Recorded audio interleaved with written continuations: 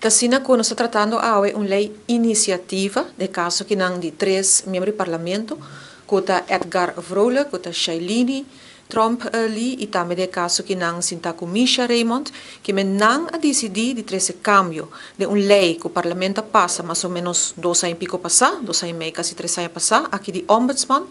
e eigenlijk, ombudsman está reglado em constituição. E o que nós estamos a está, quando também com iniciativa, não três só, sem consultar, cultura outro no parlamento, com o que está nossa fração em todo caso, e o gente não há sinta na mesa para o rebe cambio ng aqui, para socorda bom, nota tema, diz lei que o botalanto dia bisa mi que drecha mi que drecha tá ombudsman, que é defensor do pueblo, tá algo que tu gente me este carga. E dia só, não atende reunião de comissão com nós que vem apresentar lei, poner a agenda sem dialogar, mas a parte de sei,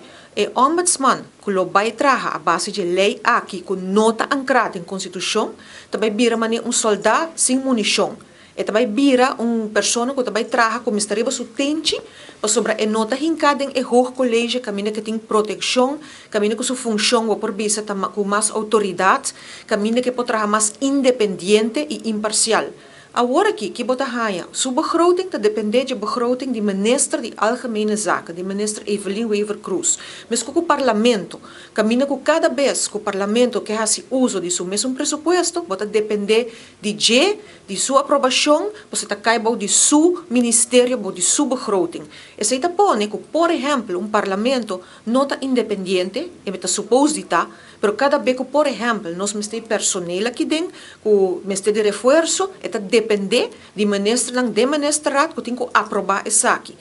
Nós temos o último país para independizar nosso parlamento. O que tem ombudsman que também tem uma função de colégio mais independente e imparcial possível para sobre seu trabalho tá. E tem que vai fazer investigação, e tem que vai pôr dedo riba herida, e tem que vai tratar riba tente que tem dinheiro, e tem que vai mexer com coisa que está se dolor, que men eta vai tratar com caso não sensível. Por exemplo, caso de direito de multa, caso não porta de abuso, de maltrato, pero também processo não, gente não rabia, gente não está queja, serviço que não está bom no departamento, procedura não legal,